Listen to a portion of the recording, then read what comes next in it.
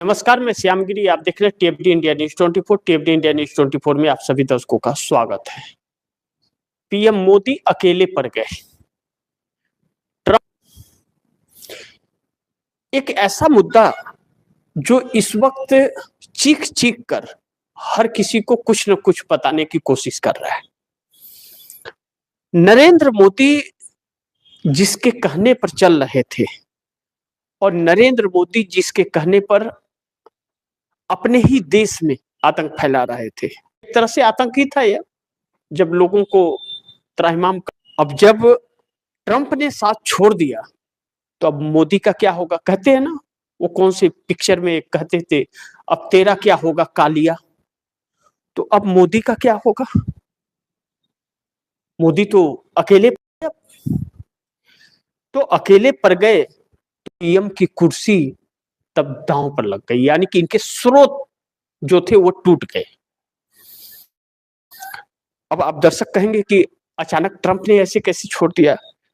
क्योंकि ट्रंप खुद को बचाए या इनको बचाए, इनका इस्तेमाल कर रहा था और आगे भी इस्तेमाल करेगा। इनकी हिम्मत नहीं है कि उसके बातों को नजरअंदाज कर दे नरेंद्र मोदी। लेकिन अब यहां पर महत्वपूर्ण यह आ गया कि ईरान इजराइल के युद्ध में नरेंद्र मोदी ने कतर, दुबई, सऊदीया, ओमान आदि सभी देशों से बातचीत करके और ईरान के खिलाफ माहौल बनाने की कोशिश कर रहे थे और ट्रंप के कहने पे कर रहे थे।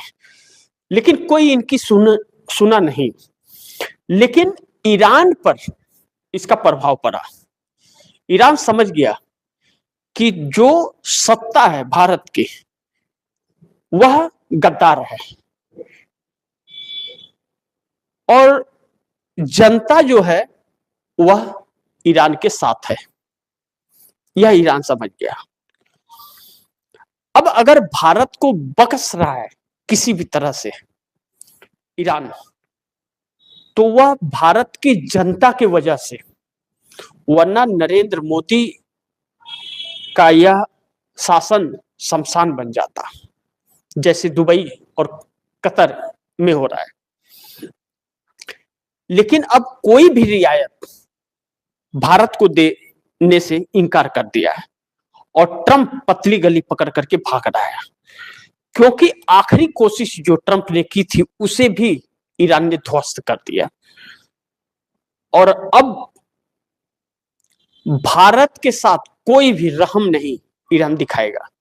और ईरान ने आज अभी कुछ वक्त पहले यह ऐलान किया है कि चुन चुन के मारूंगा। अमेरिका और इजराइल के एक एक अधिकारी को चुन चुन के मारूंगा, चाहे वह पार्क में हो, चाहे घर में हो, चाहे वह होटल में हो, चाहे कहीं भी हो, दफ्तर में हो। इसका मतलब यह है कि आज ईद के दिन ईरान ने यह ऐलान जो किया है यूं ही नहीं किया है, क्योंकि जब रियायतें देना शुरू कर रहा है तो अमेरिका धोखा देकर के हमला करने की कोशिश करता है। लेकिन ईरान इतना मुस्तैद है कि वह हिला करके रख दिया। अब जब ट्रंप हिल गए और भाग रहे और ट्रंप का कान पकड़ करके वहां की जनता खुद उन्हें अब हटाने वाली है, तो ऐसे में भारत का क्या होगा? 95 रुपया के आसपास अब पहुंच रहा है रुपया। सोचिए, 94 रुपया 5 पैसा हो गया रुपया डॉलर के मुकाबले। अब ऐसे में भारत के सारे सामान को ईरान ने रोक दिया और नरेंद्र मोदी देश से गद्दारी करके ईरान से वफादारी निभा रहे थे। माफ कीजिएगा, अमेरिका से वफादारी निभा रहे थे और देश से गद्दारी कर रहे थे। अब वह अमेरिका साथ छोड़ दिया। अब ऐसे में जो एनडीए की सरकार है, जो ये पैसे की ध्वस्त दिखा रहे थे, या किसके दम पर दिखा रहे थे? इजराइल के दम पर या अमेरिका के दम पर? अब ऐसे में एनडीए के अंदर भारी बवाल। अब एकजुट हो पाना। और आज मैं आप दर्शकों को वह बात बोलने जा रहा हूं जिस बात से मैं अब बचता था कि अब मोदी की सरकार नहीं बचेगी, यह लिख लीजिए अब मोदी की सरकार नहीं बचेगी। इस निजाम के पास कोई ऐसी व्यवस्था नहीं है कि अब यह इस सरकार को बचा सके। अब ऐसे में जब पूरी तरह से पिट्ठू इजराइल और अमेरिका के थे, तो अब ईरान के तरफ से और क्या क्या फैसले भारत को लेकर के होंगे। रसिया ने भी लतिया दिया, ईरान ने भी लतिया दिया और चाइना ने भी लतिया दिया। यानी कि भारत की जनता को पूरी तरह से नरेंद्र मोदी ने गुलाम बना दिया। अब सवाल यह है कि मोदी का साथ छोड़ा ट्रंप ने धोखा देकर, मोदी का साथ छोड़ा ट्रंप ने धोखा देकर के। एनडीए अब पीएम का चेहरा बदलेगा, एनडीए अब पीएम का चेहरा बदलेगा। इस देश के पास एक ही रास्ता है पीएम का चेहरा बदलना, कैबिनेट को बदलना, निकम्मों को निकाल करके बाहर फेंकना। अगर यह नहीं हुआ तो फिर यह काम देश की जनता को करना पड़ेगा आने वाले वक्त में। और देश की जनता के पास अधिकार वोट देने का है, वोट के जरिए ही वह कान पकड़ के भगा सकती है इन नेताओं को। लेकिन देश की जनता नहीं वोट देती है तो चुनाव आयोग इतना बड़ा डकैत बन करके बैठा है कि वह वोट चोरी के अलग अलग हथकंडे अपनाता है भारतीय जनता पार्टी के लिए। ऐसे में जनता के आक्रोश का शिकार चुनाव आयोग भी हो सकता है। कहते हैं ना कि मरता क्या नहीं करता, जब अति हो जाता है, सारी सीमाएं पार हो जाती हैं, तो लोग मजबूर हो जाते हैं। यह बात उन अधिकारियों को और इस सत्ता में बैठे हुए एक एक नेताओं को एक नसीहत है, यह उन्हें समझना चाहिए। लेकिन अब इस सरकार के दिन भर गए। अब मैं यह दावे के साथ कह सकता हूं कि यह सरकार अब बहुत जल्द जाने वाली है, वह दिन बहुत जल्द आने वाला है। और जैसा कि मैंने कुछ दिन पहले आप दर्शकों को बताया था कि 9 मार्च से 13 अप्रैल तक का जो यह पार्लियामेंट सेशन है, यह पार्लियामेंट सेशन नरेंद्र मोदी के लिए एक एक दिन अग्नि परीक्षा है। तो यह नरेंद्र मोदी सरकार इस सेशन में बचा पाएंगे, इस बात की गारंटी कोई नहीं दे सकता। बच गई तो बात अलग है, लेकिन गारंटी कोई नहीं दे सकता कि सरकार बचेगी। इस बीच में सरकार गिर भी सकती है। और 4 राज्य, एक केंद्र शासित प्रदेश, इसी अप्रैल महीने में चुनाव है। अब 9 अप्रैल को असम, केरल, पांडिचेरी का चुनाव है। 23 को तमिलनाडु, पश्चिम बंगाल का है। और फिर 29 अप्रैल को पश्चिम बंगाल के दूसरे चरण का मतदान है। 4 मई को रिजल्ट होगा। यह भी बहुत एक षड्यंत्र के तहत तारीखें रखी गई है, इतना गैप वोट चोरी वोरी का। लेकिन जो यह ईरान इजराइल के युद्ध में अमेरिका का हस्तक्षेप रहा और अमेरिका जिस तरह से सातिराना दिमाग से नुकसान पहुंचा रहा था और ईरान डट करके खड़ा रहा, ईरान ने इन सभी नेताओं की हैकरी निकाल दी, इनकी दादागिरी निकाल दी, इनके घमंड को तोड़ दिया है कि यह लोग, ईरान ने यह साबित कर दिया है कि ट्रंप हो, नेतन्याहू हो, मोदी हो, यह कायर नेता है। इन लोगों की हैसियत और औकात नहीं है सामना करने की, डरपोक हैं यह लोग। यह साबित कर दिया है ईरान ने, कोई शक नहीं इसमें किसी को होना चाहिए।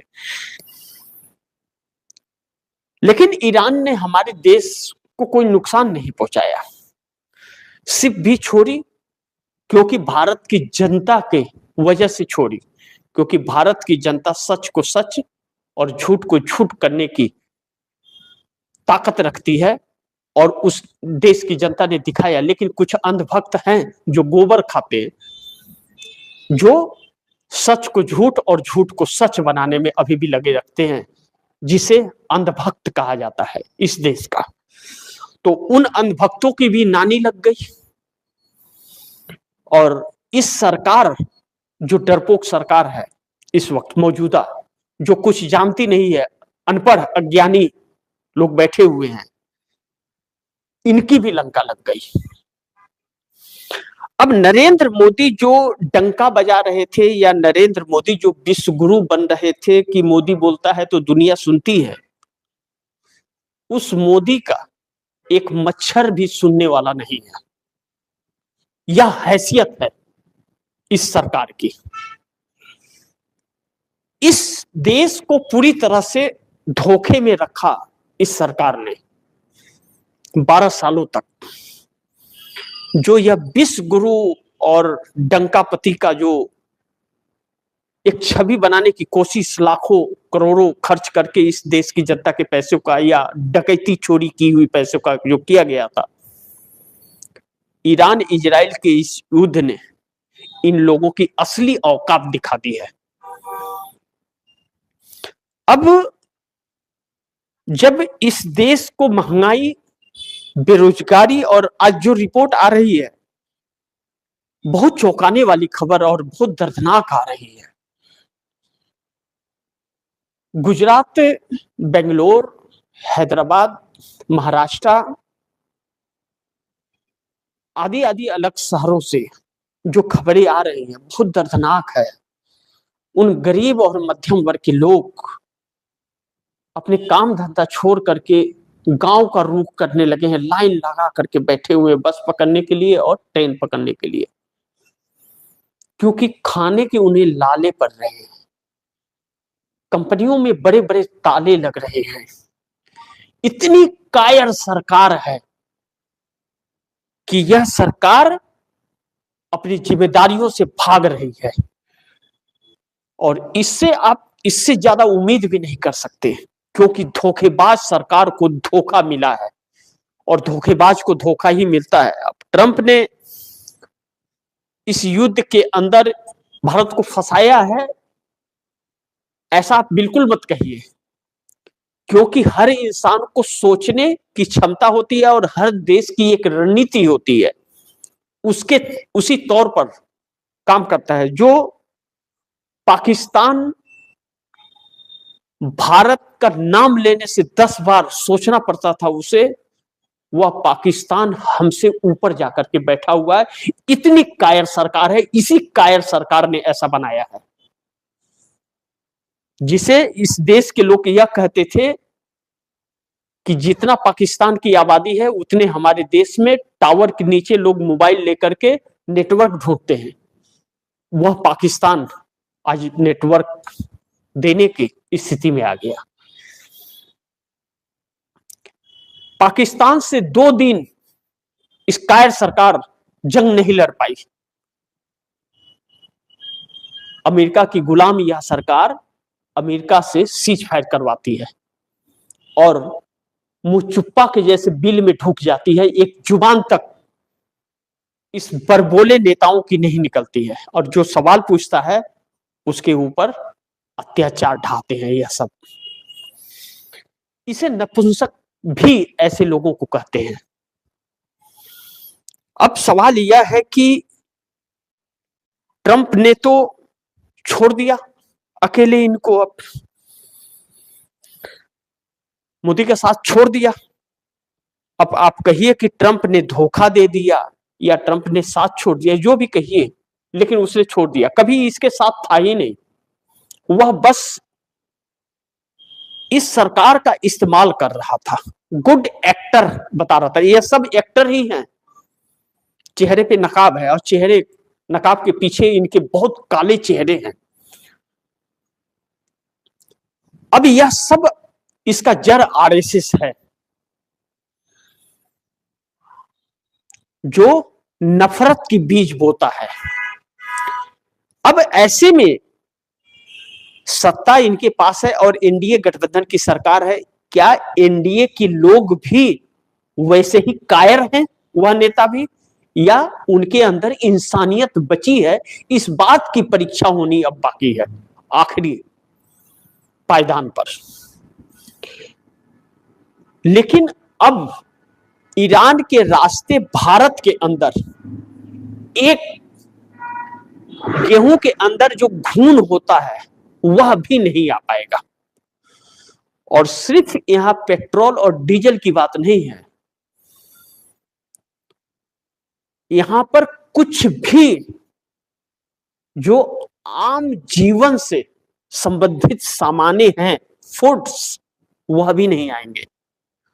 और इंपोर्ट एक्सपोर्ट पूरी तरह से बंद हो चला है। हर चीज भारत के नहीं थे, बहुत चीज भारत से आता। और दूसरी जो बड़ी महत्वपूर्ण बिंदु मैं कहने जा रहा हूं, बड़ी ध्यान से समझिएगा, मेडिसिन पर जो अब मार पड़ने जा रही है इस देश के ऊपर, 1 रुपया का टेबलेट आपको 10 रुपए में मिलेगा चंद दिनों के बाद। याद रखिएगा, लिख लीजिए एक एक शब्दों को। शायद कुछ अंधभक्तों को बुरा लग रहा होगा, लग ले, लेकिन उन अंधभक्तों के ऊपर भी पड़ने जा रहा है, इससे कोई बच नहीं पाएगा। कोरोना तो आप एक महामारी समझ करके भूल भी गए और भूलने की कोशिश भी कर रहे हैं, लेकिन इसे आजीवन आप इस वक्त जो मार पड़ने जा रही, आजीवन नहीं भूल पाएंगे। लेकिन दुर्भाग्य यह है कि अभी भी यह सरकार आपको पाखंडों में रखना चाहती है और अभी भी यह सरकार चुनाव में ही व्यस्त है। इतनी कायरता किसी सरकार में कभी देखी नहीं गई थी जो अब देखी जा रही है। शाम तक बहुत कुछ तस्वीरें बदलने वाली है और कहीं ऐसा ना हो कि आने वाला यह हफ्ता इसी मार्च महीने का खत्म होते होते 1 अप्रैल चालू हो तो डॉलर के मुकाबले रुपया 100 को पार कर जाए। और ऐसा हुआ तो आपके घर का 1000 रुपया वाला खर्चा आपको 1500 से 2000 लेकर के जाएगा। तो सोचिए कि 1000 की पूर्ति तो आप कमा करके घर पे कर नहीं पा रहे हैं, तो 1500 और 2000 की पूर्ति आप कहां से करेंगे? ऐसे में आपका जीवन और आपके परिवार का जीवन नर्क बन जाएगा और उसका गुनहगार यह कायर सरकार है। क्योंकि इस पूरे सरकार के अंदर न तो कोई सोचने की क्षमता है, न तो इस सरकार के अंदर किसी बात की सहनशीलता है, न तो संयम है, न तो शर्म है, न हया है। इसके अंदर बेशर्मी की सारी हदें पार हो जाती हैं, लेकिन किसी बात पर चर्चा नहीं होता। अगर उस पार्लियामेंट में चर्चा आज हुआ रहता और विपक्ष को नजरअंदाज नहीं किया गया होता तो आज यह देश सबसे खुशहाल होता पूरे मिडिल ईस्ट के अंदर, क्योंकि ईरान और रसिया का साथ होता, जो चाइना भी डरता था भारत से, क्योंकि रसिया और ईरान भारत के साथ थे। आज कहते हैं ना कहावत, धोबी का कुत्ता न घर का न घाट का। आज नरेंद्र मोदी सरकार ने इस देश को न घर का छोड़ा और न घाट का छोड़ा। तो इंतजार कीजिए और आप दर्शकों से गुजारिश है, चुप मत बैठिए। जब इस देश की मीडिया दलाल हो गई है और सरकार के गोद में नपुंसक की तरह होकर के बैठी हुई है, तो खबरों को ज्यादा से ज्यादा लोगों तक पहुंचाइए, क्योंकि खबरों पर रोक लग रही है। तो ज्यादा से ज्यादा लोगों को खबरों को शेयर कीजिए और आपने चैनल को सब्सक्राइब नहीं किया, सब्सक्राइब कर लीजिए और दोस्तों से भी सब्सक्राइब कराइए, बोल के कराइए कि नोटिफिकेशन आपके पास जाए और ईमानदारी और सच के साथ सूचनाएं आप तक पहुंच जाए, ताकि आपको पता चले कि क्या होगा। और दूसरी एक अंतिम में आप दर्शकों को कहना चाहूंगा कि एचडीएफसी बैंक में जैसे लगता है सबका पैसा अब डूब जाएगा, क्योंकि बराबर एचडीएफसी को जब से चेयरमैन का इस्तीफा हुआ है और जिन कारणों से हुआ है, बहुत बड़ा गड़बड़झाला।